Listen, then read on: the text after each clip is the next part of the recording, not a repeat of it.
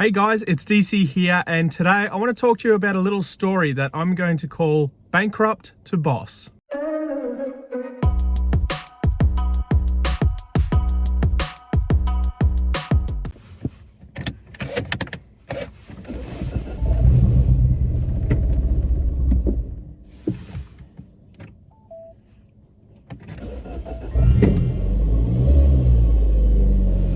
We're going to go a little bit old school today with a driving with DC video. So I hope you enjoy this very OG style video from my channel. But anyway, let's get going. This story all sort of starts about 2015. And at the time I was working in a government organization as a systems and network security engineer. Now, the daily life of this position was pretty good and the salary wasn't too bad. But at this point, there was some very rough times in my life, and this is a story about my own life and my own situation, where I had loans coming out of my ass. I had so many different things to pay for. I was very, very much in debt. Just to understand how far in debt I was, I had bought my first property around 5 years before this event, and that put a fair bit of financial strain on me, as well as I'd made some very bad decisions about buying expensive cars. I had a Jeep Grand Cherokee Jet model or Freedom model, I can't remember now. But either way, I couldn't even afford the petrol in the car. And yeah, generally was just sort of struggling to get by day to day. Now, what actually happened here, there was sort of like a turning point where a relationship that I was in basically fell apart, and I was up to pay for essentially like an alimony type deal, where I had to pay for the lifestyle that I had provided in that relationship, which I thought was quite unfair considering I already had basically no money. But anyway, it is what it is, and I had to take out an additional loan. It was actually a couple of loans because it was a substantial amount of money that I had to pay. So I had to take out a few different loans from various different lenders and pay out that loan on top of the large amount of debt I already had. So this is what I would call the low point of my financial life. Now from here, things do sort of turn out to be a little bit better. A few years down the track of paying off all of these bills and continuing on with work and basically just trying to get through it, I finally landed a position that was paying a little bit more. It was paying around $20,000 a year more than what I was currently on. So I went from roughly $80,000 to $100,000 a year. And to be honest, this was a huge thing for me. This really helped me to push forward and continue paying the bills that I had to pay. And yeah, things were starting to sort of look up at this point. In that period as well of around 2 years, I sold my motorbikes. I had 2 motorbikes, which I don't even know why I bought them. They were basically just money holes. So I sold both of them and had to pay out the loans that were on those, which was, I guess, refreshing actually. I sold the Jeep that I had, which I actually sold at a loss and had to pay off a loan for the existing amount of money that was on that car. So I had to pay that off prior to selling it, which basically meant I had to get the difference in money from one of my cousins. Actually came through with the money for that to help me out, which was extremely helpful, and I'll never forget that. And yeah, I sold that car, bought a second-hand Suzuki APV carry van, which was an $8,000 van. And some of you may know this car as the Hacker van. It was the original car that I had when I first started my channel. And yeah, I finally actually owned something for one of the first times in my life. It was something that I owned completely outright. And it did take me a couple of years to pay off the loan on that car, but this was sort of the point of life where things were sort of starting to look like they were going right. I was starting to get out of the large amounts of debts that I had by, not going out all the time, not buying expensive things, basically just staying at home, making coffee or quitting coffee, and just sort of like getting by without really spending any money. There was a lot of dinners at my parents' house because I just couldn't afford to eat that day or that week.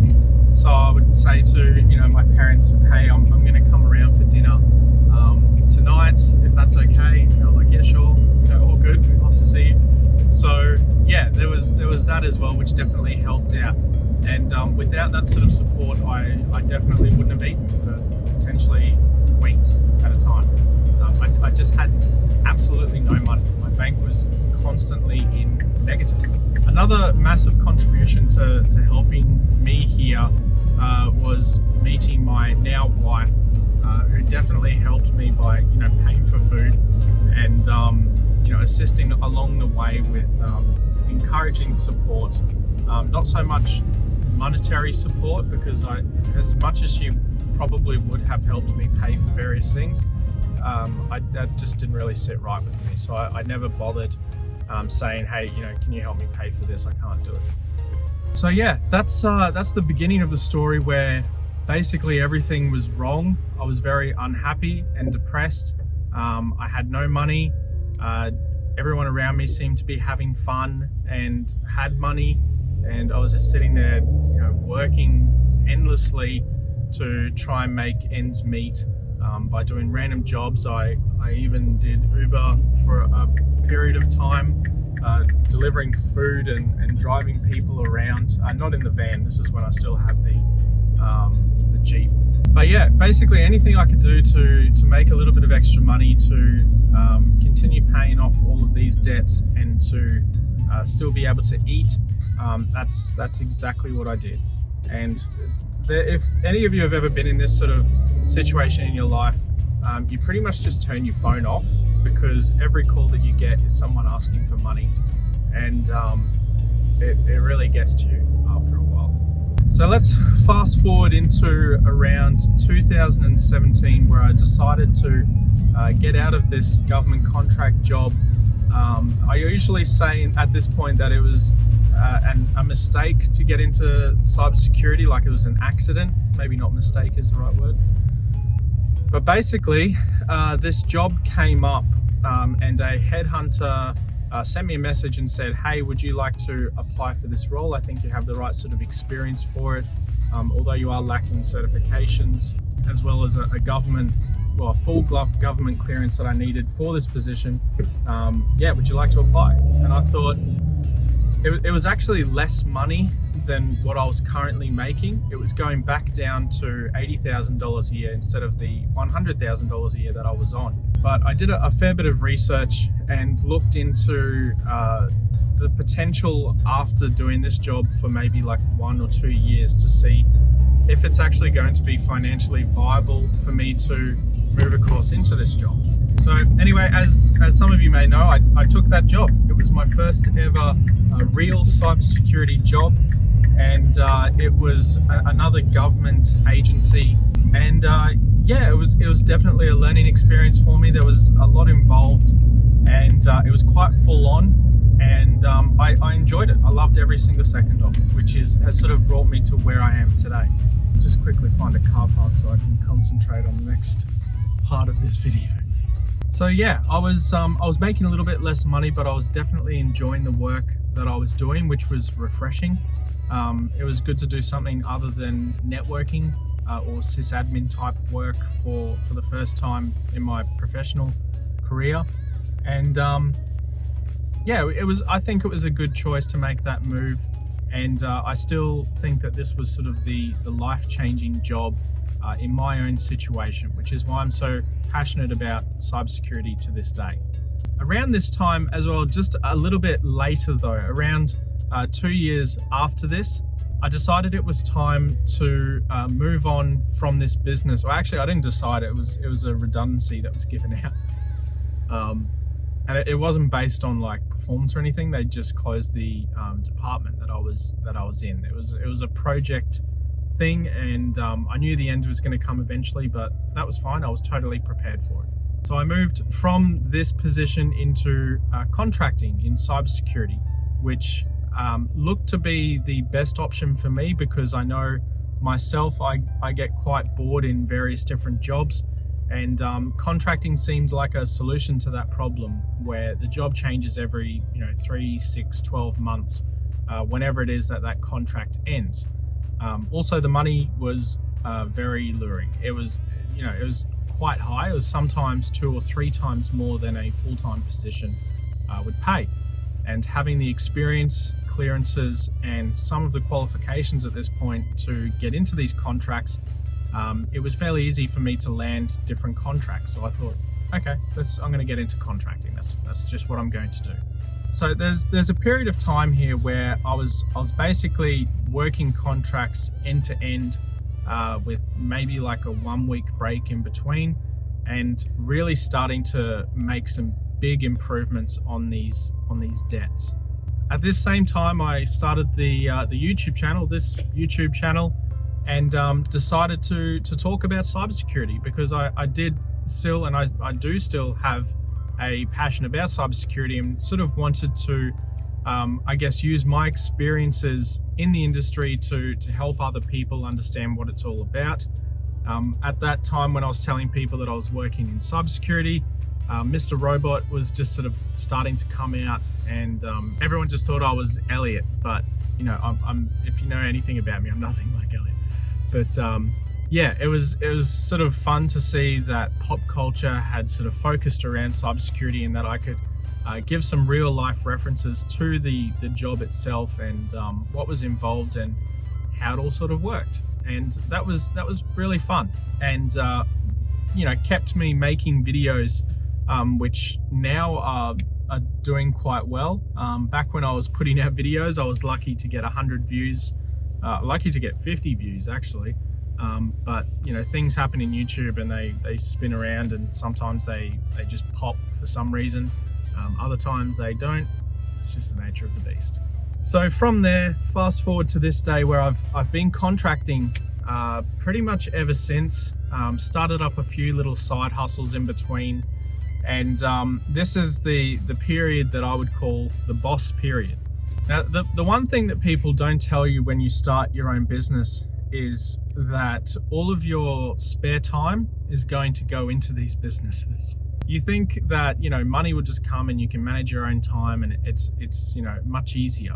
But actually, it's not the case at all. That's not how it works. Usually, how it works, or at least in my case, is that you put in 3 to 4 times the amount of time that you previously would have, and get a much smaller return in money value anyway back. The only benefit there is that you do work for yourself, and every dollar you make is essentially for yourself as well, which is nice to have. But there is lots of little caveats that you need to think about when starting a business, and you really sort of need to be dedicated to keeping those businesses alive and running. And to do that, you need to have a lot of spare time. So moving to the present day in this story, working for myself, I'm still doing contracting, but I'm starting to wind up those different contracts at the moment to focus on and put more time into my own projects and businesses. Now, I'm not going to shout out those businesses here. It's not an advertisement video. It's not about pushing my own agenda or anything like that.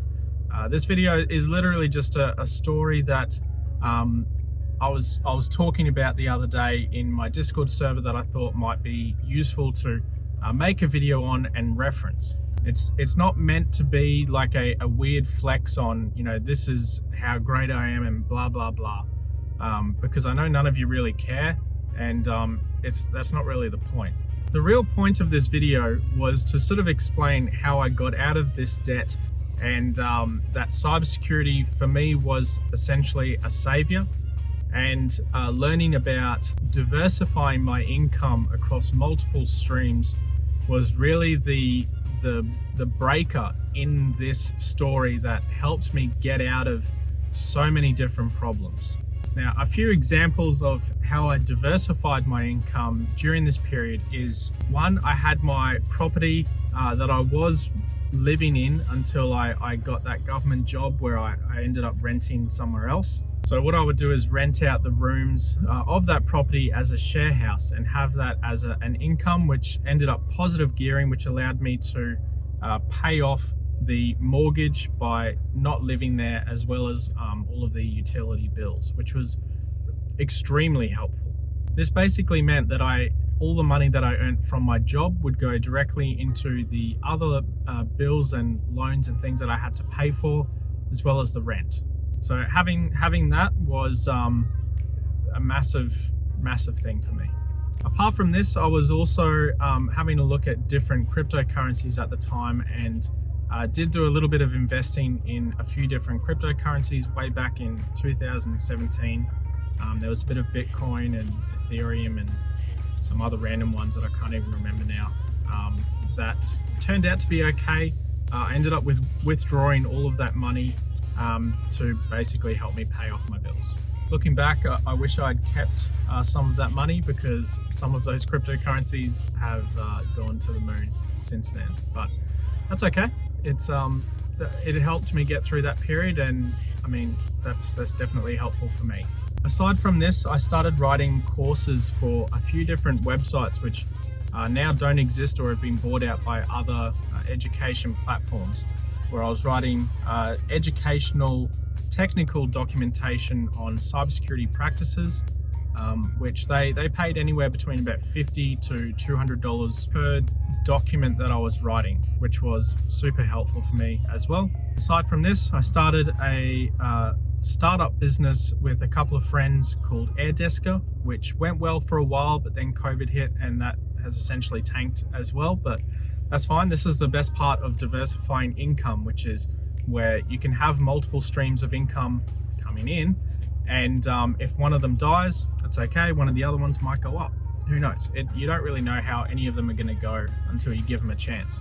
I also taught Chinese kids English over video call, which was actually super fun. I really enjoyed doing this, and yeah, I actually look forward to doing more of this in the future at some point. I think it's worth mentioning, having the YouTube channel definitely helped out as well. In its high period of this channel anyway, it's sort of at a low at the moment, but when it was going really well, it was making some decent money. The ad revenue back in 2019 was averaging around $1,000 a month, I think, from memory, which was pretty good. I mean, having an extra $1,000 just sort of pop into your account every month for a hobby is awesome. I mean, I can't complain about that. Now it's down at around $100 a month, because I haven't really made too many videos since let's say 2000, about 4 months ago, not including the one that I just put out last night. But yeah, having that extra income was definitely helpful as well. I also started Cybersec Guidance, which definitely helps to, you know, boost the bank.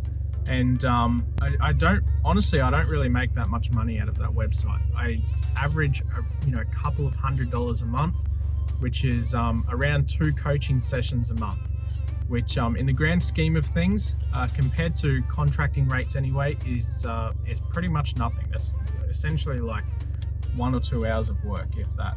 But yeah, the main point of this is that having these different little income streams all together, they do add up, and they do make a nice, a flowing amount of money. And it's sort of like residual income, sort of, or passive income in a way, but it's not really passive in the way that you don't do anything and the money just comes in. You do have to still, nurture these businesses and have these solutions ready and have time available to actually put into them for them to work out. And the YouTube channel is a perfect example of that, where when I was putting in a lot of time into this YouTube channel, it would make more money. And when I stopped making videos and took a few months break there, yeah, the money basically stopped. It just stops on the spot, which is fine. But yeah, I mean, that's just how businesses work. If you don't spend time on it, it's not going to give back to you. Anyway, this video sort of turned into a bit of a mumble about the story of the last like 5 to 10 years of my life, but it's the point was that diversifying income is pretty much my savior, along with the cybersecurity industry, which is why I'm so passionate about it.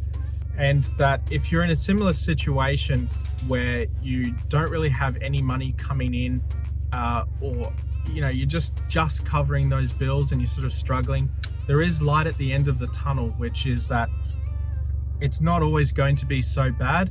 If you focus on yourself and improving yourself and push through to the end, chances are there's success at the end of that tunnel of essentially depression, which is always worth looking forward to. I would say now compared to 2014, 2015, I am definitely a much happier person than I was back then. If you knew me at that point, I'm sorry, because I know how rude I can be, and basically how stupid I am at some points. But yeah, anyway, thanks for watching, guys. I hope you enjoyed this video. If you have any questions, please do leave a comment down below. If you're new to the channel, please subscribe, and I'll see you all on the next video. Thanks for watching.